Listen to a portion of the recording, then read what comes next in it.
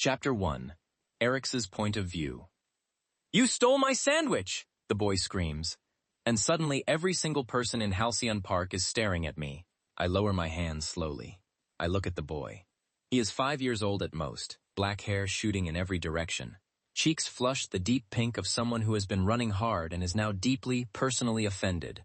He is pointing at me with one small finger, like a prosecutor who just found the smoking gun, and his eyes carry the kind of absolute certainty that most adults spend their entire lives chasing. "I did not steal your sandwich," I say, using my most reasonable voice. "This is mine. I made it this morning." "That is what a sandwich stealer would say," he replies, without missing a single beat. A woman with a stroller slows down. A man on the nearest bench folds his newspaper. I can feel the crowd forming the way you feel a headache coming. Quietly at first, and then everywhere at once. I take one breath. "I am a children's librarian," I tell him, as though that carries any legal authority whatsoever in this situation. "I do not steal sandwiches. I don't care what you do," Juno says simply. "I put my sandwich on that bench. You sat down. Now you're eating it. That's stealing." I sat down on an empty bench. I raise a brow. "It wasn't empty. My sandwich was there," he counters. "A sandwich cannot reserve a bench." He stares at me. "Why not?" I open my mouth. I close it. In 6 years of working with children, I have never once been stumped by a 5-year-old, and I refuse to let today be the first time. Because, I say carefully, property law does not recognize sandwiches as legal placeholders for public seating. He blinks. "What's property law?" "It means the sandwich doesn't count." "That doesn't sound right," he says, and tilts his head at the crowd like he's inviting them to weigh in. 3 people nod at him. 3 strangers, nodding. The crowd has fully gathered now. I can hear phones clicking open behind me, can feel the specific uncomfortable heat of being watched by strangers who have already decided this is the most entertaining thing they have seen all week. The boy stands his ground with his small arms crossed over his striped shirt, completely unbothered by the audience, completely unbothered by me, completely unbothered by anything on this earth as far as I can tell. There is something almost impressive about it, but I refuse to find it impressive. "Where is your father?" I ask. "Busy," he says. "Where is any adult who is responsible for you?" "You're an adult. You're responsible for giving me back my sandwich." Someone in the crowd laughs. Someone else says he's got a point. I turn to look at them and they immediately look away, which is the least helpful thing anyone has ever done for me. I turn back to the little boy. He has not moved a single inch. He is looking up at me with those wide, patient eyes like he has all afternoon, and I am the one wasting both our time. "Juno," I say very carefully, "I am going to finish eating this sandwich. Then I am going to find whoever brought you to this park today and have a very calm, very adult conversation with them about what just happened here." His eyes light up, not with fear, with pure, unfiltered excitement. "You can try," he says pleasantly, "but my dad is really scary. Everyone says so. I am not afraid of your father." "You will be," he says, with the casual confidence of a child who has never once doubted anything he has ever believed. Then he looks at the crowd again, and several people actually murmur in agreement, like this boy has somehow built an entire loyal audience in the 7 minutes we have been standing here, and I have built nothing but a reputation as a sandwich thief. Then he reaches into the small backpack I somehow never noticed until this exact moment, pulls out a child's tablet, holds it up toward my face, and says to the camera that has apparently been recording this entire conversation from the very beginning, "Did everybody see that? He said he's not afraid of my dad." He pauses, looks directly into the lens. "We'll see." I stare at the screen, at the number climbing in the corner,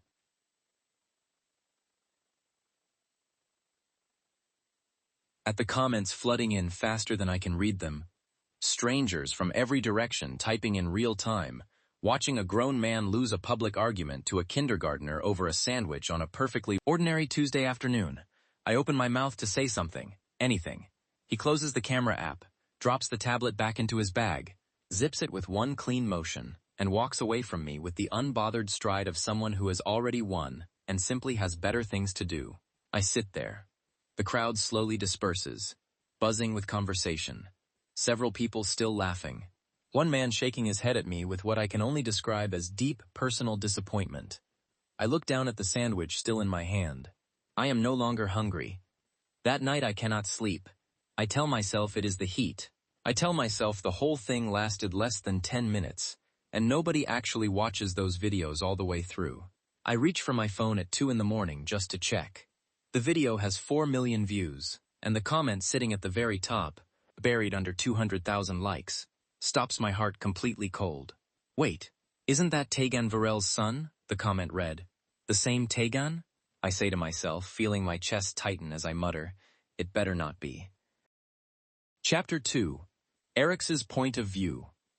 I am reshelving picture books in the early reader section when the library doors open and something in my chest tightens before I even look up. The alpha scent in the air is too familiar to ignore. Tegan Varel is standing at the entrance of my library.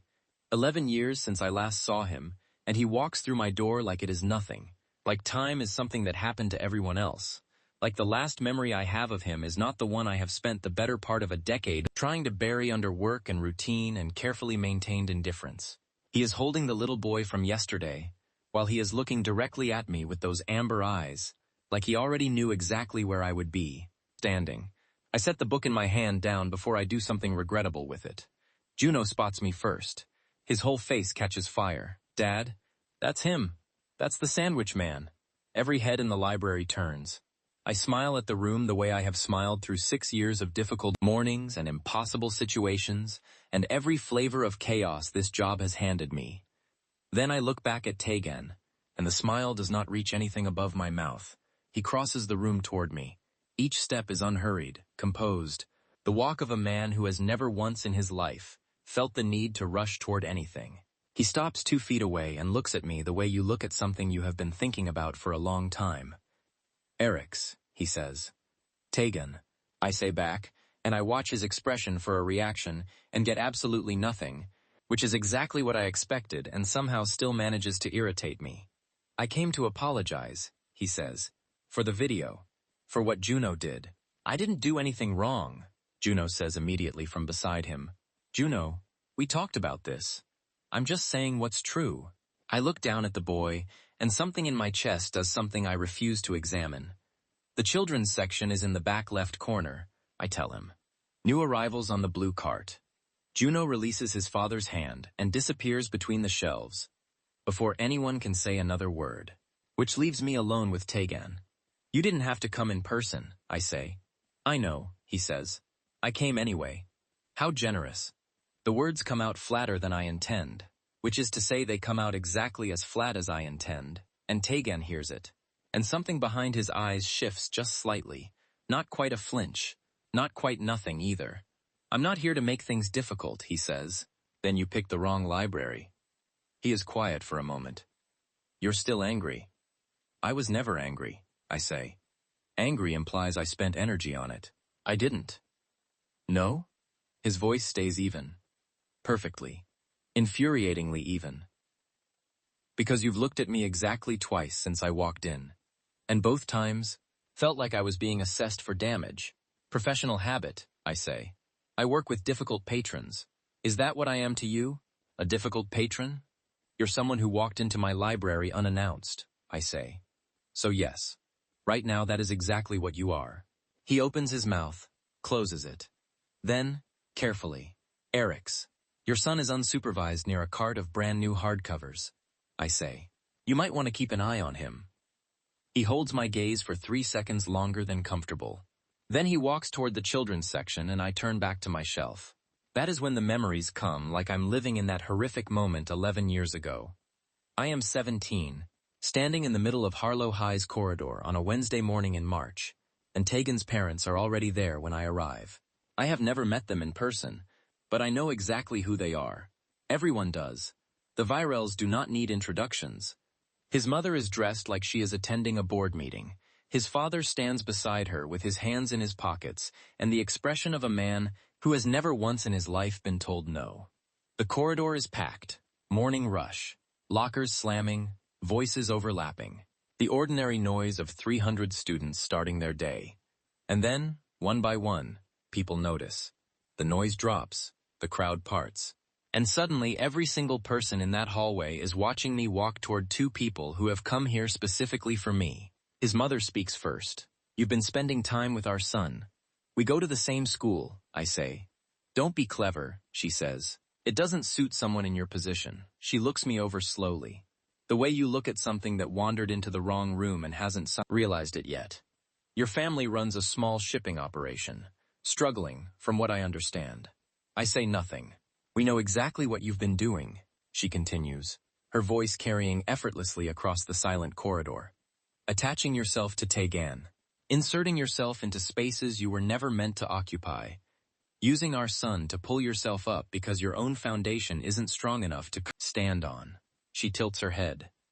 Boys like you always have an angle. It's not even personal. It's just what you do. The words land in front of everyone.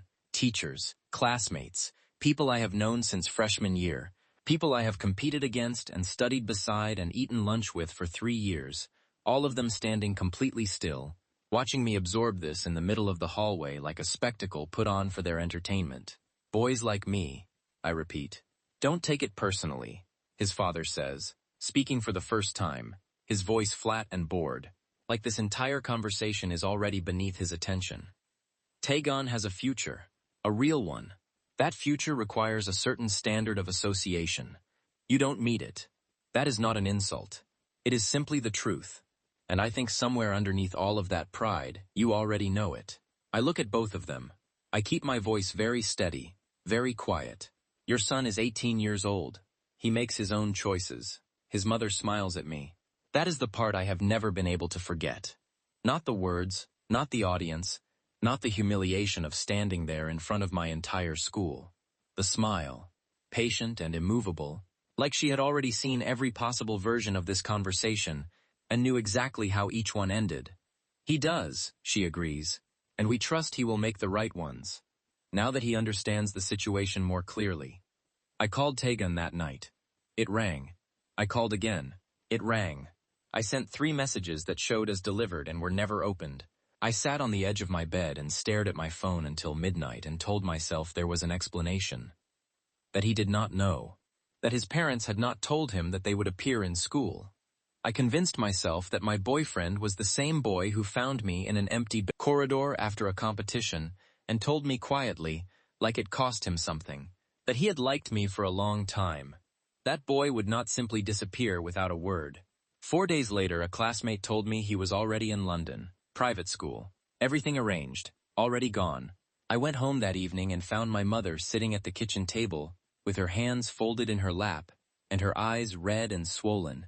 My father stood at the window with his back to the room, and he did not turn around when I walked in. The investors pulled out, my mother said, all of them, today, one after another. She looked up at me, and I saw in her face something I had never seen there before. Not sadness. Something older than sadness. They said they received calls, that there were concerns about our business associations. She paused. Eric's. What happened at school? I stood in the doorway of our kitchen and I did not answer her. 7 years of work, gone in 24 hours, all because the Virel family ordered investors to pull out. We restructured. We fought. We tried everything to sustain the company, but the damage was done in ways that cannot be undone simply by trying harder. And 14 months later, I stood at my parents' graveside in the rain, with no umbrella and nowhere to be afterward. My parents died, due to the misfortune of knowing Taegan. Why do you look angry when you see my dad? Juno's voice pulls me out of my thoughts. A book clutched to his chest, head tilting, waiting, completely unaware of what he has just walked into. Before I can find a single word to answer him, my phone vibrates in my pocket. I pull it out. One notification. Quiet and absolute. Annual memorial service. Mom and Dad. 9 a.m. Saturday. 2 days. I stare at the screen. Then I slide the phone back into my pocket. Look down at Juno's waiting face, and say nothing at all. Chapter 3. Eric's point of view. I look up from my phone and Juno is still looking at me, waiting, with the patient certainty of a child who has decided he deserves an answer and will stand here until he gets one. Then I look up at Taegan, who has stepped out from the children's section and is watching me with those unreadable amber eyes, and I make a decision. Your father isn't my friend, I say, simply and clearly. I can't like him. The library goes very still. Juno blinks. Tegan says nothing. His jaw tightens, just slightly, just enough for someone paying attention to catch it. I hold his gaze and do not take a single word back. Then Juno tilts his head and says, with complete and total seriousness, "Can I be your friend then, so you can like me?" Something shifts in my chest. I look down at this boy, 5 years old, black hair everywhere, looking up at me like friendship is the most logical solution anyone has ever proposed, and I feel the corner of my mouth threaten to move.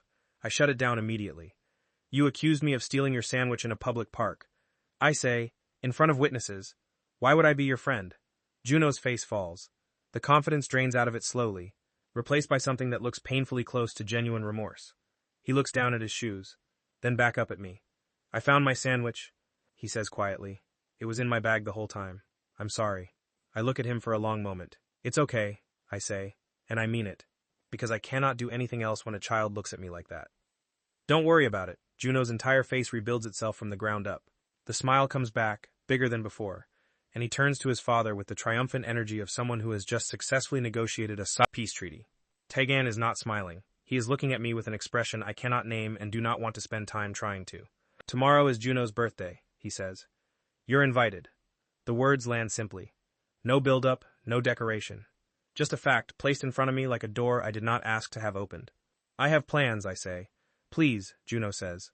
One word. That is all. And the way he says it, not demanding, not performing, just genuinely asking, does something to me that I am not prepared for. He is looking up at me with those wide eyes and his book still clutched to his chest, and he looks so small and so hopeful that something in my ribcage physically moves. "Fine," I hear myself say. "I'll come." Juno explodes. He bounces twice on his heels and grabs his father's sleeve and announces to the entire library that Eric's is coming to his birthday party. And several patrons smile. And Tegan looks at me over his son's head, with something in his expression that I refuse to examine. "We'll pick you up at noon," Tegan says. "I'll find my own way," I say.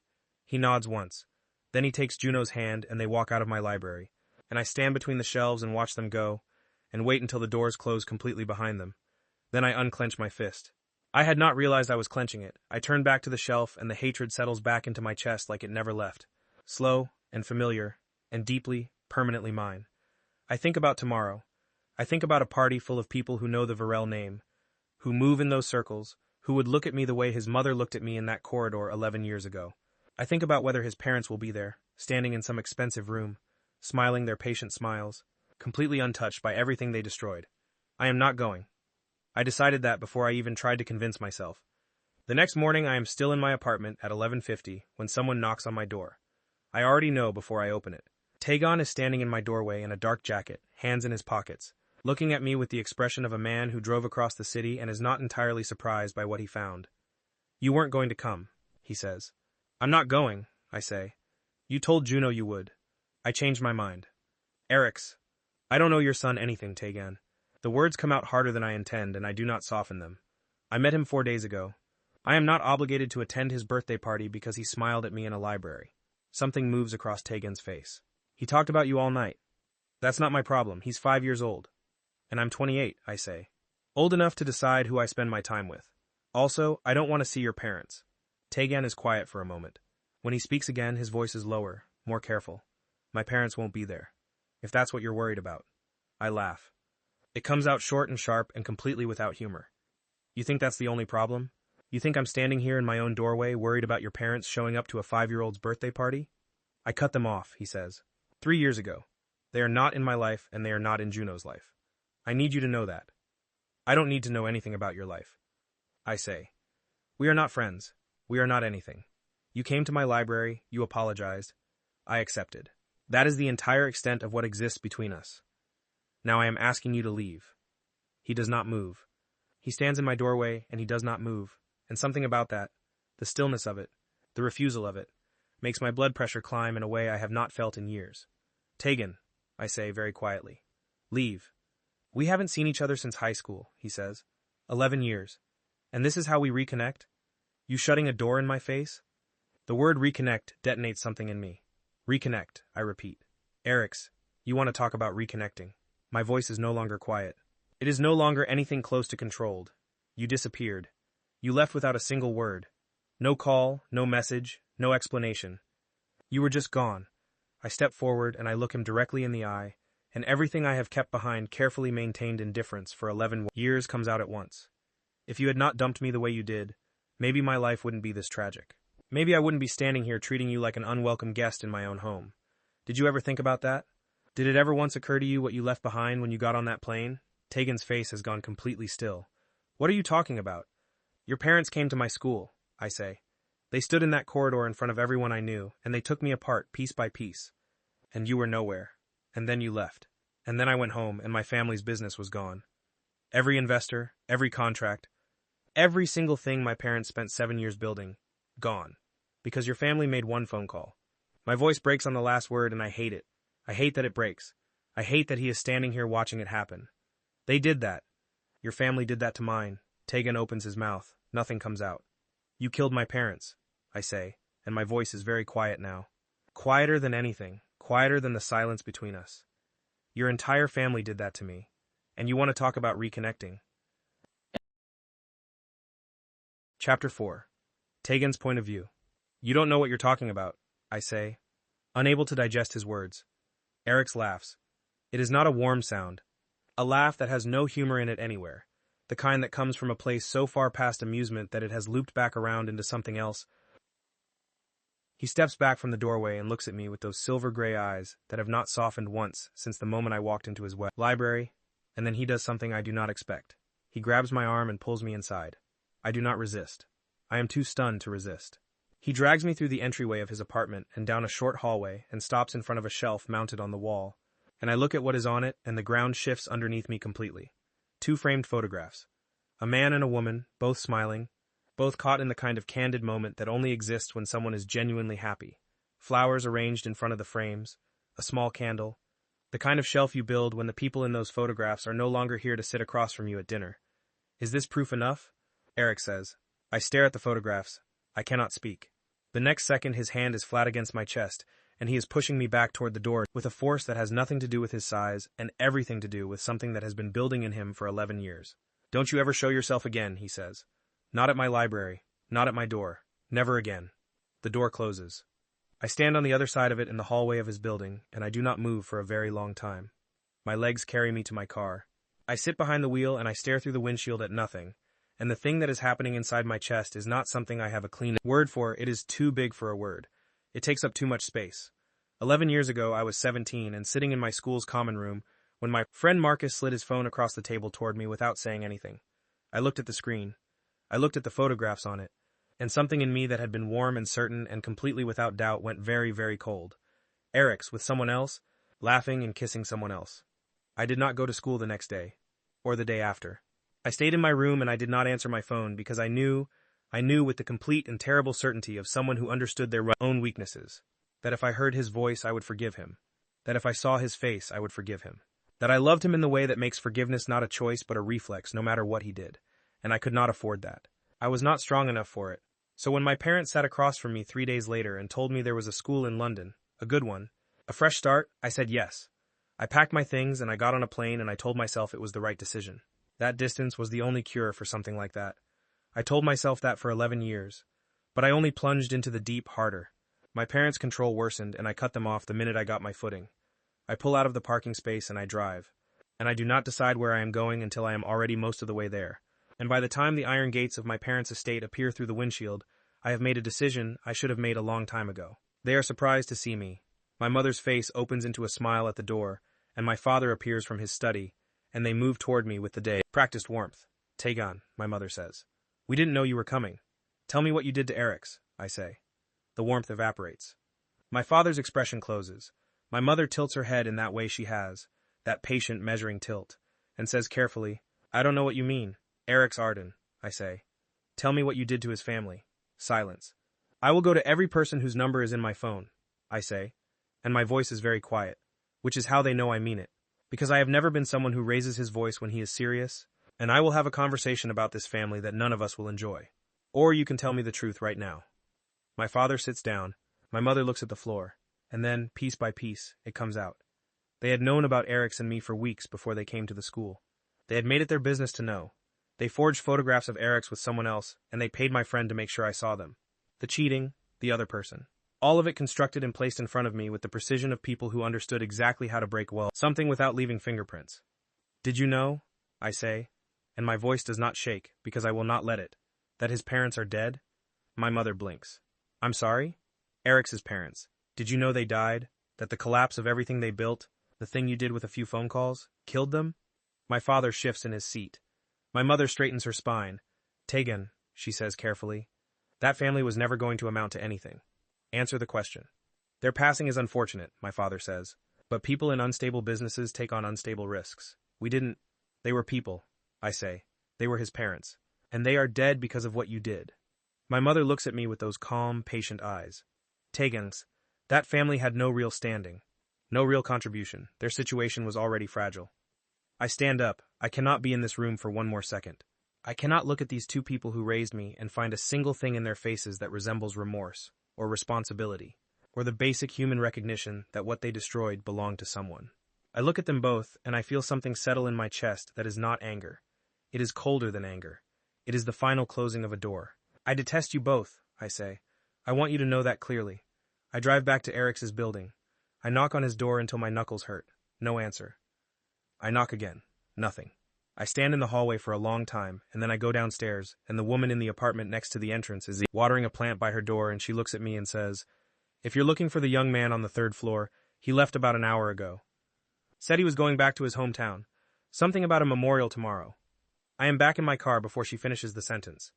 I have been driving for 40 minutes when my phone rings through the car speakers, and Juno's name appears on the screen. I answer, "Hey, buddy. Dad." His voice is accusatory in the specific way that only a 5-year-old who has been waiting for something can manage. "Where are you?" "It's my birthday." My chest tightens. "I know. I'm so sorry, Juno. I promise I will get you the biggest gift you have ever seen." "I don't want a big gift," he says. "I want my party." "I know. I'm sorry." I take a breath. I have to go get someone first. I have to bring someone home so our family can be complete. There is a pause. "Who?" "Eric's," I say. The silence on the other end of the line lasts exactly 2 seconds. Then Juno's voice comes back, higher and faster and overflowing with the kind of excitement that bypasses every filter a person has. "Are you getting Eric's? Is he coming to live with us? Will he be my dad?" I open my mouth. I have no answer. All I know is that I never stopped loving Eric's. Chapter 5. Eric's Point of View. The flowers are still fresh when I lay them down. I stand at the foot of 2 graves in a small cemetery on the edge of a town I grew up in and left behind. I speak to my parents the way I always do when I visit. Quietly, honestly, without performing grief.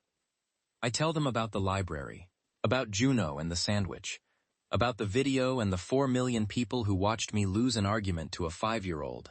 I hear myself laugh softly at that part, and it surprises me, and I think they would have laughed too. I stay until I have said everything I came to say. Then I turn around and walk toward the cemetery gate, and Tegan Virel is standing on the other side of it. The calm I have been holding for the past hour evaporates instantly. Every muscle in my body pulls tight. "How did you find me?" My voice comes out low and controlled and nothing like what is happening underneath it. "Your neighbor," he says. He looks like he has not slept. His black hair is pushed back from his face, and his amber eyes are red at the edges, and he is standing very still, like he is holding himself together by a thread. "Eric's, I need you to hear me. I told you to stay away from me. I know." He steps forward. "I know what I said to you. I know what I did, and I know that nothing I say today is going to fix what happened to your parents, or give you back 11 years, or make any of it smaller than it is."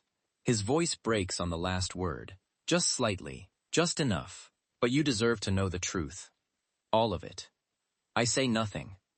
I stand at the gate and I wait, because I realize my feet are not moving, and I do not entirely know why. He tells me everything. The photographs Marcus showed him, how they were planted, constructed, paid for by his parents who had been watching us for weeks and waiting for the right moment to use what they found. How he sat in his room for 3 days unable to answer my calls because he believed what he saw and loved me too much to look at me and stay angry. How his parents walked in on the 4th day with a plane ticket and a solution, and he took it because he was 17 and heartbroken and did not know yet what his parents were capable of. I listen to all of it without moving. When he finishes, the cemetery is very quiet around us. Birds somewhere. Wind in the trees. The ordinary sounds of a world that kept moving through everything. You were manipulated, I say finally. Yes. I look at him.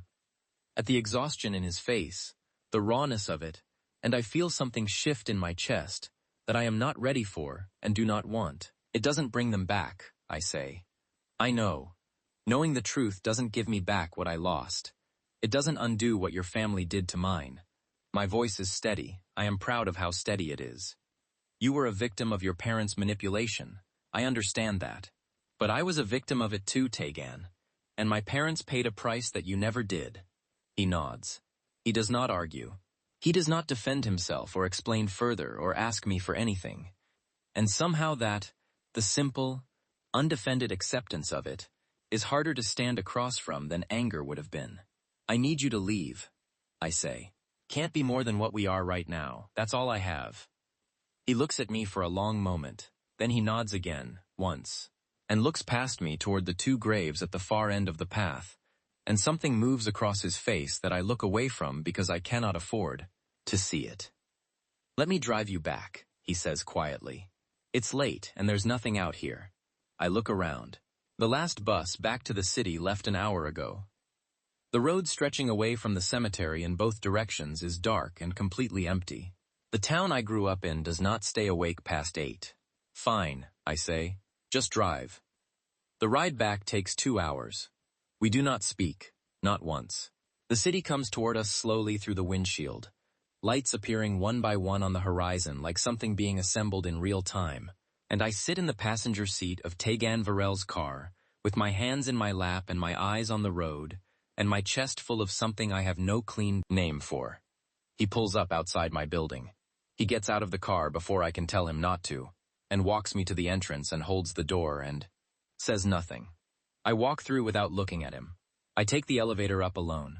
I close my apartment door behind me, and then I slide down against it until I am sitting on the floor, and I press the back of my hand against my mouth, and tears roll down my face.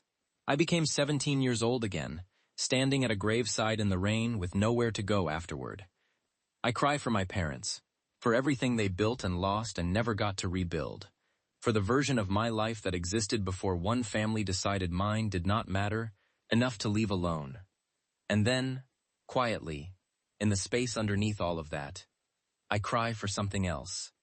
For 4 months in high school, of walking home different routes and meeting in libraries after hours, and a boy in an empty corridor who told me he had liked me for a long time. Like it cost him something to say it. For the life that existed in that version of things, the one that got taken before it had a chance to become anything real, the hatred in my chest loosens, softer at the edges. Like something that has been holding its shape through sheer force of will and has finally, in the privacy of my own floor, decided to rest. I sit there for a long time. Then I get up. I wash my face. I stand in front of my parents' photographs on the shelf, and I look at them for a moment. Before I speak, "Are you angry with me?" I ask them quietly. For still, I stop and wend. Start again. I know what his family did to you. I know what it cost. But I can't make myself hate him the way I should. I've tried for 11 years and I cannot do it. I touch the edge of my mother's frame. Are you angry with me for that? The apartment is silent. I take that as an answer I can live with. 2 days later, I walk into the library and Juno is already there, sitting cross-legged in the children's section with a picture book open on his lap, and his nanny dozing on the bench nearby. He looks up when he hears my footsteps, and his face does the thing it always does. Ignites completely, and then immediately arranges itself into an expression of pointed, performative betrayal. You didn't come to my party, he says. I know. I'm sorry. I waited. I know. I saved you a piece of cake and everything. Something in my chest turns over. Juno. You have to make it up to me, he announces, closing the book with great finality. Those are the rules. What rules? The rules of being my friend, he says, as though this is obvious. You missed my party. Now you owe me cake. I look at this boy, stubborn, dramatic, completely irresistible, and I feel the corner of my mouth move before I can stop it. Fine, I say. Cake.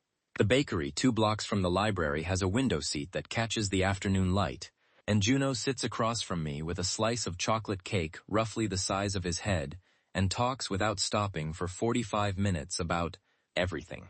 I listen to all of it and I realize somewhere in the middle of it that I am genuinely happy. Quietly, unexpectedly, genuinely happy. That evening I open my phone and find 17 notifications, then 40, then 112. I open the first one and stare at a photograph of myself and Juno at the bakery window, laughing at something, both of us completely unaware of the camera. The internet caption reads, "Sandwich rivals to besties? The character development is sending me." I scroll. There are hundreds of posts, reaction videos, side-by-side comparisons of the park argument and the bakery photo.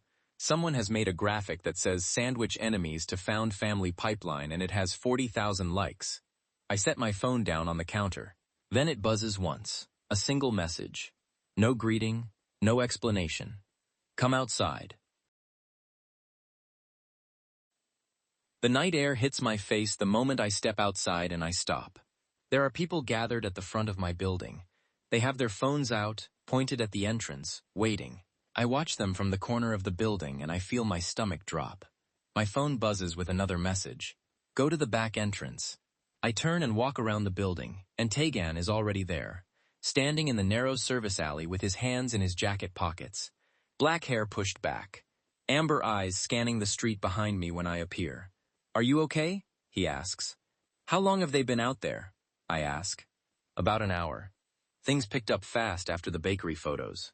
He exhales. I came as soon as I saw it. I look back toward the front of the building. I think about the complete and total absence of privacy that apparently now comes with being accidentally famous for arguing with a 5-year-old. I'm fine, I say. You're not safe here tonight, he says. These ones are just curious. But by morning there will be more. Some of them are looking for a connection to my family, a story, something they can use. He pauses. Come to my house. Just for tonight. I look at him. Eric's. I heard you. I cross my arms. What about Juno's mother? Your Omega? The question comes out more carefully than I intend, which means it comes out more revealing than I intend. And I watch Tegan's expression for a reaction and get something I do not expect. He almost smiles. I never bonded in Omega, he says. Juno is adopted. It's just us. Something shifts. Somewhere in the space between my ribs, something blooms, almost forcing a happy smile on my face. I look away from him and I say, fine. One night, Juno is still awake when we arrive, which should not be possible given that it is nearly 10 o'clock. But he is sitting on the living room floor surrounded by building blocks like an architect in the middle of a crisis. And he looks up when the door opens and his entire face transforms. Eric's.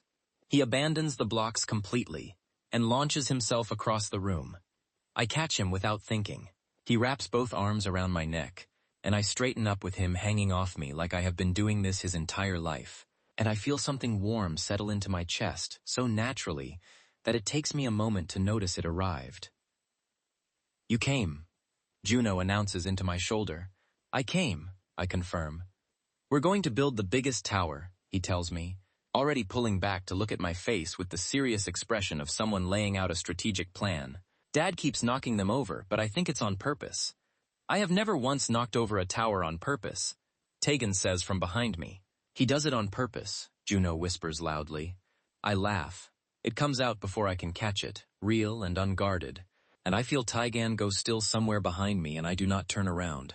Juno drags me to the blocks, and I sit on the floor of the living room, and we build the most structurally ambitious tower two people have ever attempted with children's building blocks, while Tegan sits on the couch behind us and says nothing, and I can feel his eyes on my back the entire time. At some point the tower falls. At some point Juno climbs into my lap to argue about whose fault it was. At some point the argument loses momentum and his voice gets slower and his weight gets heavier and his head drops against my chest and he is asleep. Before either of us says another word, I look up. Tegan is watching me from the couch with an expression I have never seen on his face before. Open, unguarded. Like something that has been locked for a very long time just came undone without his permission.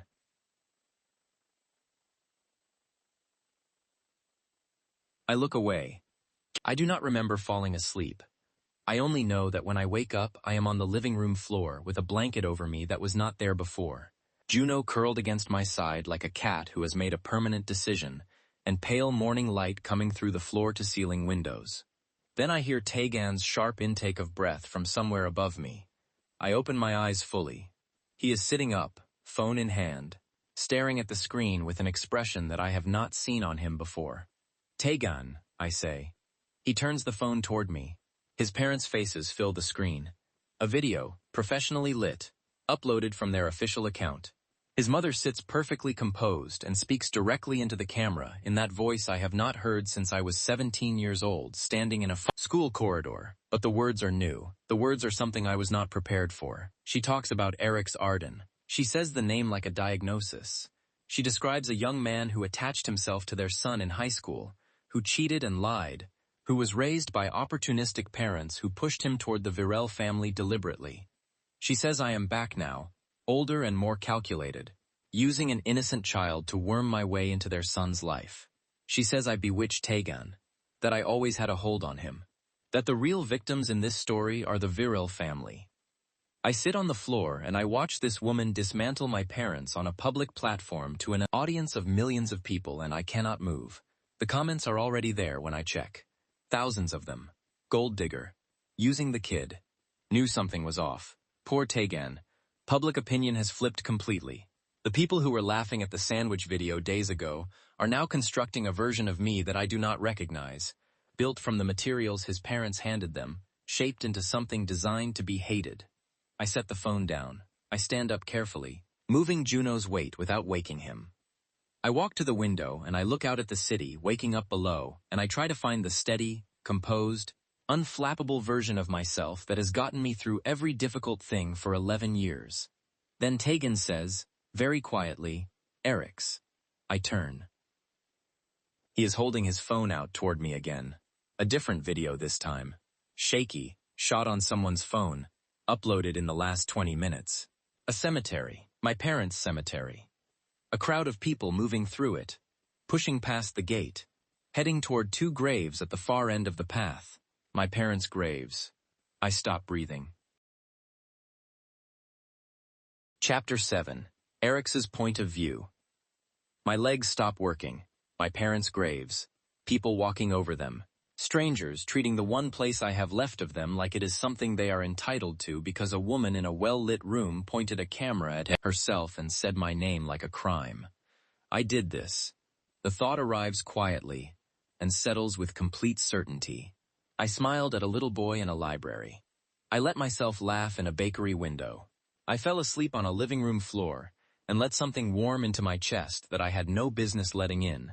And now the two people who are not here to defend themselves are paying for it. Again, Eric's. Tegan's voice comes from somewhere behind me as he moves closer. Don't, I say. We can fix this. I'll make a statement. I'll go public about what my parents did, about the business, about everything. I'll burn every single thing they built if that's what it takes. You can't fix this. I turn around and I look at him, and I feel something in my face that I cannot control. Something cracked open and raw that I would never let anyone see under ordinary circumstances. You cannot fix any of this. You never could. That is the problem with you, Tegan. You show up.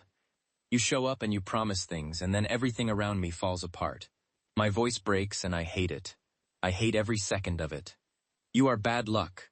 You have always been bad luck in my life, and I was stupid enough to forget that. Something goes out of his face, like a light switched off behind his eyes. I move toward the door. He moves faster.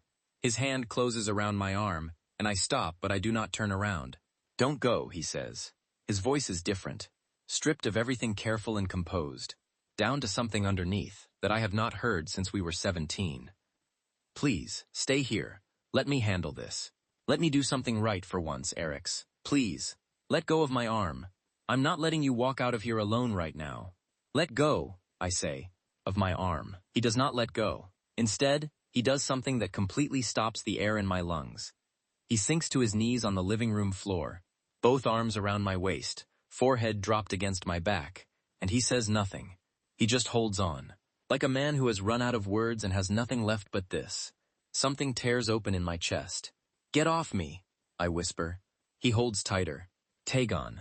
My voice cracks on his name. Get off me right now. I'm sorry, he says into my back. I am so sorry. For all of it. For leaving. For not calling. For every single thing my family took from you. I know it doesn't fix anything. I know it doesn't bring them back. But I need you to know that I am sorry, in a way that I don't have words for, and I will spend every day for the rest of my life, proving that if you let me. I open my mouth. A small sound from the corner of the room stops everything. Juno is sitting up on the floor where we left him sleeping.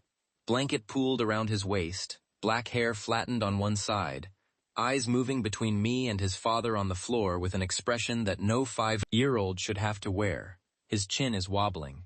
His eyes are filling up in the slow, unstoppable way of a child who does not fully understand what is wrong, but understands completely that something is. I use the moment. I step out of Taegan's arms and I walk to the door, and I do not look back. Because I know with absolute certainty, that if I look back at either of them I will not leave. I grab the handle. Eric's. Juno's voice. Small and unsteady. Don't go. I close my eyes for 1 second. Please don't go, he says again. And I can hear him moving. Can hear his small feet on the floor coming toward me. I don't want you to go. You just got here. We didn't finish the tower. My hand tightens on the door handle. Eric's. I open the door and I walk out, and I pull it shut behind me, and I stand in the hallway for exactly 3 seconds before my feet start moving toward the elevator, because if I stand still for 1 more second, I will go back inside, and I cannot go back inside. The elevator takes forever. I stare at the doors and I listen to my own breathing, and I tell myself I am doing the right thing, that this is the only thing that makes sense, that every time I have let myself get close to anything connected to Taegan Varel, it has ended with me losing something I cannot replace. The lobby is empty. I go out through the back, the way we came in last night, and I find my car on the street where I left it, and I get in, and I close the door, and the silence of the car wraps around me, and then I fold forward against the steering wheel, and I cry, not the way I cried on my apartment floor 2 nights ago. That was grief with edges, grief that knew its own shape. This is something else. This is everything at once. My parents' graves and Juno's wobbling chin and Taegan on his knees on a living room floor. I cry until there is nothing left to cry with. Then I sit up. I wipe my face.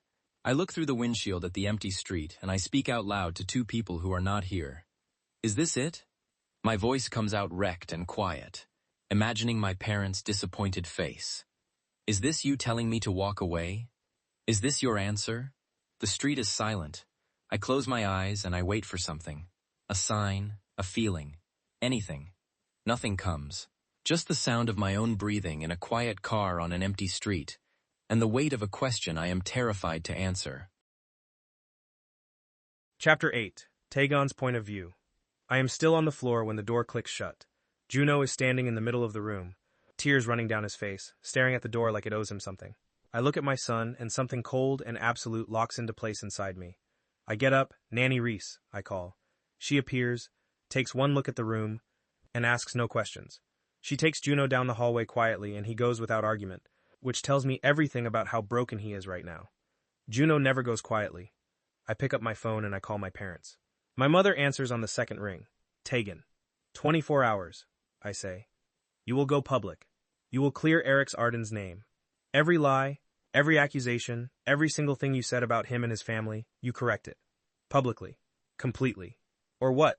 My father says, taking over. Or I do it for you, I say, and I will not be kind. My mother laughs. You've lost your mind over this boy. Just like high school. 24 hours, I repeat, and I end the call. They do not call back, which means they think I am bluffing. I call my head of security next. I give him the address of the cemetery, and I tell him to clear every single person off that property and post guards at the gate until I say, otherwise, he does not ask questions either. Good people never do. Then I get in my car and I drive.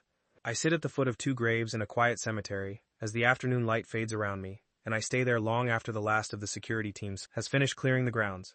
The flowers Eric's laid 2 days ago are still there, slightly wilted at the edges, but holding. I look at the names on the headstones and I feel the full weight of what my family took from him settle onto my chest like something I will carry for time, the rest of my life. I'm sorry, I say out loud, for all of it. For what my parents did to your business, to your family, to him. I pause. I should have protected him. I was 17 and stupid, and I believed the wrong people, and I left without a word, and I have no excuse for any of it. The cemetery is completely silent around me, but I am going to fix it. Everything I can fix, I will fix. And what I cannot fix, I will spend every day making up for. I look at their photographs mounted on the stone. I want to marry your son. I know I have no right to ask for anything from either of you, but I am asking anyway. Let me take care of him. Let me spend whatever time I have left proving that he deserves every good thing. The wind moves through the trees above me. I take that as something. I do not know how long I sit there before my phone rings. I look at the screen and my chest does something complicated. He knows I am here. I answer. Eric's. What are you doing? His voice is careful, controlled, but underneath it something else. Something I recognize from 11 years of remembering exactly how he sounds when he is trying not to feel something. Making things right, I say. Go to sleep tonight. By tomorrow this will look different. A long pause. Tegan. Trust me, I say. Just once. He hangs up without answering. I stare at the phone for a moment. Then I smile because he did not say no. The next morning I release everything. First, a statement about the cheating allegation. My own words, my own account, the full truth about the photographs that were planted, the manipulation, all of it laid out cleanly and completely, with my name attached to every single word. I include my own confession, that I loved Eric's Arden in high school, that I left because I was deceived, and that the fault for everything that followed belongs entirely to my family and not to him. Second, the evidence about his parents' business. Documents, call records, the names of every investor my parents contacted, the timeline of how a family's 7 years of work was dismantled in 24 hours by 2 phone calls, and at the end of it, one line. Eric's Arden's parents died in the aftermath of what my family deliberately caused. That is not a tragedy. That is a consequence. And the people responsible are my parents. Third, everything else. Tax records, internal communications, testimonies from former staff members who had been waiting for exactly this moment. Worker exploitation going back 15 years. Bullying, manipulation, financial crimes that had been buried under the Varel name for decades. I post all of it and I put my phone face down on the table and I make coffee. By the time I pick the phone back up, it has 147 missed calls. 93 of them are from my parents. The rest are from lawyers, journalists, and 3 numbers I do not recognize. The internet has done in 4 hours what my parents spent decades trying to prevent. Their company stock has dropped. Their board is calling emergency meetings. 3 former employees have already gone on record. My parents call again. I watch the screen light up and I switch it off and I put it in my pocket and I pick up the bouquet I stopped for on the way back through the city. White and simple, nothing dramatic, just honest. And I drive to Eric's building. The crowd that was here 2 nights ago is gone. I park and I walk to the entrance, and I take the elevator up and I stand in front of his door and I knock. A long pause. The door opens. He looks at me with those silver gray eyes, hair loose around his shoulders, and he says nothing. He just looks at me and waits. I hold out the flowers. You are all I need, Eric's, I say, quietly. Please. Chapter 9. Eric's point of view. I look at the flowers. I look at him. And something that has been locked in my chest for 11 years turns over like a key finally finding the right lock. I take the flowers. I shouldn't have said what I said, I tell him. About you being bad luck. About all of it. I look down at the white petals in my hands. I was drowning and I pulled you under with me. That wasn't fair. You had every right. I had every right to be angry, I say. I didn't have the right to be cruel. I look up at him. I feel free, Tegan. For the first time in 11 years, I actually feel free. Your parents can't touch me anymore. Mine can rest. Something loosens in my throat. Thank you for that. He looks at me for a long moment. Can I come in? I step back from the door. He walks in and I close it behind him, and I move to the kitchen counter to find something to put the flowers in, and I feel him behind me before he touches me, feel the warmth of him, the specific gravity of someone standing close enough that the air between you changes quality. I reach for a glass. His hand closes over mine on the counter. I go still. He turns me around and I let him, and then his mouth is on mine, and 11 years collapses into a single point of contact, and everything I have been carrying comes apart all at once. I grab the front of his shirt. He cups my face with both hands. The kiss is not gentle. It is not tentative. It is the kiss of 2 people who have been waiting for too long, and have run completely out of patience for anything careful. I pull back just far enough to breathe. Tegan, don't, he says against my mouth. Don't think right now. So I don't. I don't think about anything at all as he walks me backward down the hallway, as my back finds the bedroom door, and his hands find my waist, and we fall through it together into the dark. His jacket hits the floor. My fingers find the buttons of his shirt and work through them without hesitation, because my hands remember him in a way my mind spent 11 years trying to forget. He pushes my hair back from my face and looks at me in the low light coming through the window with an expression that undoes me completely. "You are still the most beautiful thing I have ever seen," he says. I pull him back down. What follows is 11 years of everything unspoken becoming physical, becoming real, becoming something that exists in the world instead of only in the locked-away place I kept it. He is unhurried in the way that undoes me most. Deliberate, like he is determined to relearn every part of me that time took away from him. I arch into his hands, and I stop holding anything back, and I give him everything I have been withholding since the moment he walked into my library. With Juno's hand in his, and those amber eyes that I never once fully forgot, he knows exactly how to take me apart. That is the thing I was not prepared for. I expected time to have changed the language between us. Expected to have to relearn each other from the beginning. But his hands on my skin feel like a conversation we never finished, like a sentence interrupted mid-word that is finally, after all this time, being completed. I stop thinking in words entirely. I stop thinking in anything except the warmth of his weight and the sound of his breathing and the specific way he says my name when he means it, when it comes from somewhere real. Afterward, we lie in the dark and I stare at the ceiling, and I feel something I have not felt in 11 years. Still. Completely, entirely still. "I love you," he says quietly. "I have loved you since I was 17 years old, standing in an empty corridor after a competition and working up the nerve to say something I should have said months earlier." He turns his head to look at me. I never stopped. Not for a single day. Those are the same words. The exact same words he used in that corridor when we were 17 and the whole school was empty around us and the ground shifted underneath me. I feel them land in the same place they landed then, in the specific soft center of me that I have been protecting ever since. "I love you too," I say. I hate that I do. I tried very hard not to. I pause. I failed completely. He laughs. It is the most unguarded sound I have ever heard from him. "Marry me," I say. He goes quiet. "We have already wasted 11 years, I say. "I don't want to waste 11 more being careful about it. Marry me." He sits up and reaches for his phone from the nightstand, and I watch him open his messages and type something to a contact labeled assistant. Send it before I can read what it says. He puts the phone down and looks at me. "Done," he says. I stare at him. "What did you just send?" "Instructions to begin the paperwork," he says simply. Like this is the most reasonable thing that has ever happened. I open my mouth. Close it. "You're insane," I say. "You asked me to marry you 30 seconds ago. I didn't think you just..." I stop. Look at the ceiling. Feel the smile arrive before I can do anything about it. "Fine," I say. "Fine." He lies back down beside me and pulls me against his chest, and I let him. And the apartment is quiet around us. And I think about tomorrow, and the day after that, and every day after that. And somewhere underneath all of it, underneath the love and the relief and the terrifying, wonderful enormity of what we just decided, I think about a little boy with black hair and double-knotted laces who saved me a piece of birthday cake. And I realize that what I want most right now, more than anything, more than this, more even than him, is to go back to that apartment and sit on that living room floor and build the most structurally unsound tower in the history of children's building blocks. Juno is simply too cute to leave behind, and I couldn't tell Tegan that Juno opened the doors for us.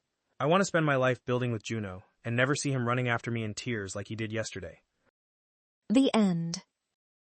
From a public sandwich argument to a marriage proposal in a dark bedroom, Eric's finally let go of 11 years of pain and chose the one person he spent all that time trying to hate. Tegan burned his entire family's legacy to the ground for one-man version. And somewhere across the city, a 5-year-old boy with double-knotted laces is still waiting to find out if Eric's is coming home. If you have been rooting for these two since the sandwich, if Juno has absolutely wrecked your heart in the best possible way, like this video right now and subscribe to this channel so you never miss what comes next. Share this with someone who loves a second chance romance. Don't gatekeep.